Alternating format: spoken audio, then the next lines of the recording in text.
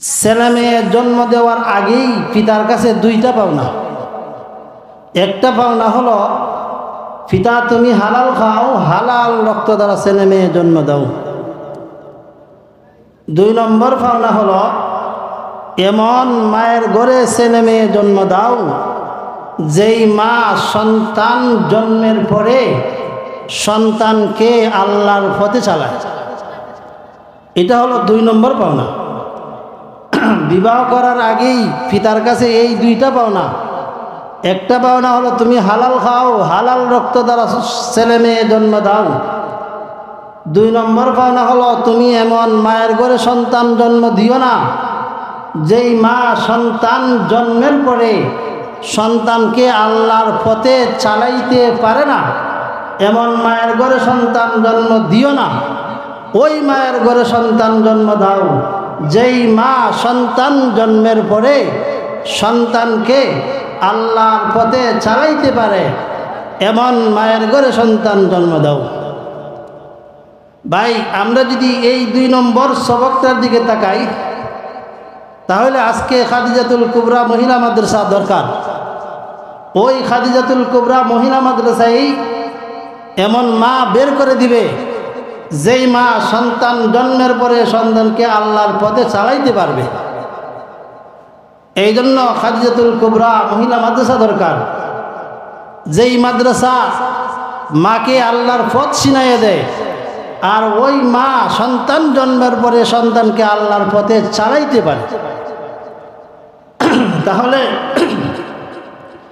এই 2টা পাওনা সন্তান জন্ম দেওয়ার আগেই। 3 নম্বর পাওনা হলো সন্তান জন্মের পরে সন্তানকে পরিষ্কার পরিচ্ছন্ন করে তার ডান কানে আজান, বাম কানে একামতের আওয়াজ পৌঁছায় দাও। 3 নম্বর পাওনা। 4 নম্বর পাওনা হলো তার সন্তানের 3 দিনের দিন তাকে তাহনিক করো। 4 নম্বর। 5 নম্বরের পাওনা হলো সন্তান 7 দিনের দিন তাকে মুসলমানের একটা নাম রাখো, যেই নাম ধরে ডাক দিলে পরে মুসলমানের সন্তান মুসলমান বোঝা যায়। এমন মুসলমানি একটা নাম রাখা মাতা পিতার দায়িত্ব, সন্তানের পাওনা। খলিফাতুল মুসলিমিন উমরের যুগে একজন পিতা তার সন্তানের বিরুদ্ধে বিচার দিল, হে খলিফাতুল মুসলিমিন উমর, আমার ছেলের বয়স 27 বছর, কিন্তু আমার ছেলে আমার কথা মতো চলে না, সে রুজি রোজগার করে আমাকে টাকা দেয় না। খলিফাতুল মুসলিমিন উমর বললেন, তোমার ছেলের নাম কি? ওই ব্যক্তি বলল, আমার ছেলের নাম হলো জুয়েল। খলিফাতুল মুসলিমিন উমর বললেন, ও মিয়া, তুমি এমন একটা নাম তোমার ছেলের রাখছো যেই নাম ধরিয়ে ডাক দিলে মুসলমানের সন্তান মুসলমান বোঝা যায় না। তুমি তো তোমার ছেলের পাওনা 7 দিনের দিনেই দিছো না, এই জন্য তোমার ছেলের বয়স 27 বছর বয়সে তোমার ছেলে তোমার পাওনা দিতেছে না। এটা ছেলের দোষ না, বরং তোমার এটা হাতের নামাই। তাহলে সন্তানের 7 দিনের দিন একখান মুসলমানি নাম রাখা এবং 7 দিন, 14 দিন, 21 দিন, এই 3 তারিখের ভিত্তিতে আকিকা করা। আকিকার 2টা সুন্নত। একটা হলো আকিকা করা, খাসি জব করিয়া আকিকা করা, বকরি জব করিয়া আকিকা করা। আর একটা হলো 7 দিন অথবা 14 দিন অথবা 21 দিন, এই 3 তারিখের ভিতরে আকিকা করা। আর না হয় যে কোনো সময় আকিকা করতে পারবেন, আকিকার সুন্নত আদায় হবে, তবে তারিখের সুন্নত আদায় হবে না। তাহলে 7 দিনের দিন তার আকিকা করা এবং তার মাথা মুন্ডন করে চুল বরাবর ওজন করে স্বর্ণ অথবা রূপা আল্লাহর রাস্তায় সদকা করা। এরপরে সে যখন কথাবার্তা শিখবে সর্বপ্রথম তাকে আল্লাহ শিখানি, লা ইলাহা ইল্লাল্লাহ শিখানি। এইগুলা মা এবং বাবা শিক্ষা দেবে। সর্বপ্রথম সন্তান যখন তার জবান খুলে যাবে, বাক শক্তি খুলে যাবে, তখন তার মা তার বাবা তাকে আল্লাহ শিক্ষা দিবে, কালিমা কালাম শিক্ষা দিবে, লা ইলাহা ইল্লাল্লাহ মুহাম্মাদুর রাসূলুল্লাহ শিক্ষা দিবে। আব্বা আম্মা শিক্ষা দেওয়ার দায়িত্ব তাদের নয়। আব্বা আম্মা সে ডাক দেওয়ার আগেই, তার বাক শক্তি খোলার আগেই আল্লাহ তাকে পরিচয় করাই দিয়েছেন, উনি তোমার মা, উনি তোমার বাবা। তাহলে সন্তানের বাক শক্তি তোলার সময় তাকে আল্লাহ শিক্ষা দেওয়া, লা ইলাহা ইল্লাল্লাহ শিক্ষা দেওয়া। এবং সন্তানের 7 বৎসর বয়সের আগে তাকে কলমা কালাম, নমাজ রোজা, ওযু গোসল, ফাকনা ফাকের মাসনা মাসাইল ইত্যাদি তাকে শিক্ষা দেওয়া। 7 বৎসর বয়স থেকে নিয়ে দীর্ঘ 3 বৎসর 10 বৎসর পূর্ণ হওয়া পর্যন্ত তাকে নামাজ পড়লে কি লাভ হবে, নামাজ না পড়লে কি ক্ষতি হবে তাকে বুঝাইতে থাকো, ওয়াজ করতে থাকো। 10 বৎসর পূর্ণ হয়ে গেলে সে যদি নামাজ না পড়ে তাকে শাসন করে নামাজি বানাও। এবং বড় হয়ে গেলে, উপযুক্ত হয়ে গেলে ছেলেকে বিবাহ করাও, মেয়েকে বিবাহ দাও। এই হলো ছেলে মেয়ের পাওনা মাতা পিতার কাছে। ভাই, এই পাওনাগুলো যদি কোনো মা বাপ তার ছেলে মেয়ের আদায় করে, অবশ্যই ওই ছেলে মেয়ে তার মাতা পিতার পাওনা দিবে। আমি আলোচনা শুরু করছিলাম দাম্পত্য জীবন সুখময় শান্তিময় হয় কিভাবে। আল্লাহ আয়াতে বলেন, আর রিজালু কাওয়ামুনা আলান নিসা, হে মহিলার দল, তোমাদের নেতাগিরি তোমাদের পুরুষের হাতে দিয়া তোমাদের মর্যাদা বাড়াইলাম। কেন আমি আল্লাহ পুরুষের হাতে দিলাম?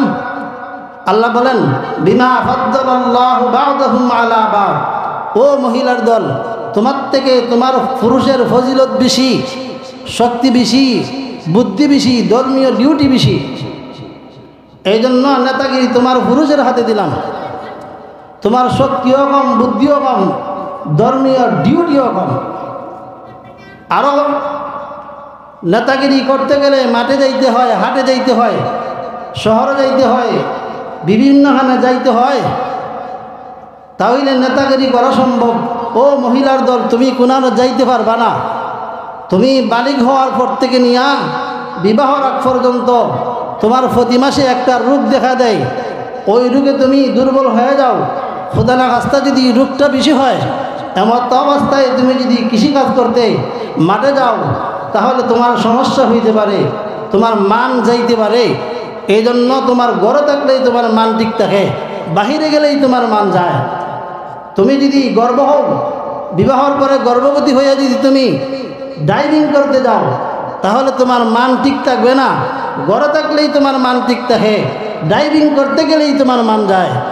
তুমি যদি সন্তান প্রসবের সময় যদি সংসদ ভবনে যাও, তাহলে তোমার মান ঠিক থাকবে না। ঘরে থাকলেই তোমার মান ঠিক থাকবে। এই সন্তান প্রসবের সময় সংসদ ভবনে গেলে, অফিসে গেলে তোমার মান ঠিক থাকবে না। এই জন্য আল্লাহ বলেন, নেতাগিরি আমি তোমার পুরুষের হাতে দিয়া তোমার মর্যাদা আমি বাড়াইলাম। কেন? তোমার থেকে তোমার পুরুষের ফজিলত বেশি।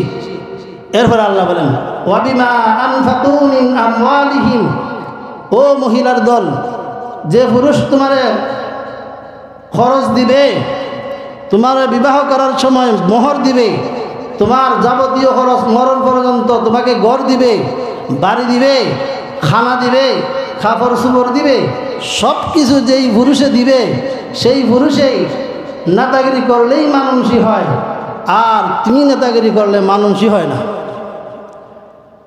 ভাইরা আমার, আজকে সমান অধিকারের নামে স্লোগান উঠতেছে যে নারী পুরুষ যেন সমান অধিকার দেওয়া হয়। আল্লাহ কোরআনে, হাদিস, রসুল হাদিসে, ইসলাম ধর্মে নারীদেরকে আল্লাহ অগ্র অধিকার দিয়েছেন, অথবা একসাটিয়া অধিকার দিয়েছেন, একসাটিয়া অধিকার দিয়েছেন, অগ্র অধিকার দিয়েছেন। আর আমরা তথাকথিত নারী সমাজেরা এরা সমান অধিকার চায়, এরা অগ্র অধিকার মানে না, এরা একসাটিয়া অধিকার মানে না, এরা চায় সমান। ভাই, আল্লাহ অগ্র অধিকার দিলেন কিভাবে? একজন মহিলা যুবতী হওয়ার পরে যৌবন জ্বালা নিবারণের জন্য তার যেমনভাবে বিবাহর প্রয়োজন, একটা যুবক হওয়ার পরে যৌবন জ্বালা নিবারণের জন্য তারও বিবাহ প্রয়োজন। অথচ বিবাহের সময় যুবক তার স্ত্রীকে মোহর দিতে হয়, স্ত্রী স্বামীকে কিছু দিলে যৌতুক হয়। যৌতুক দেওয়া হারাম, মোহর দেওয়া হলো ফরজ। তাহলে বিবাহের পরে যৌবন জ্বালা নিবারণের জন্য যেমন স্ত্রীরও দরকার, স্বামীরও দরকার, যৌবনের আনন্দ ভোগ করার জন্য যেমন স্ত্রীরও দরকার,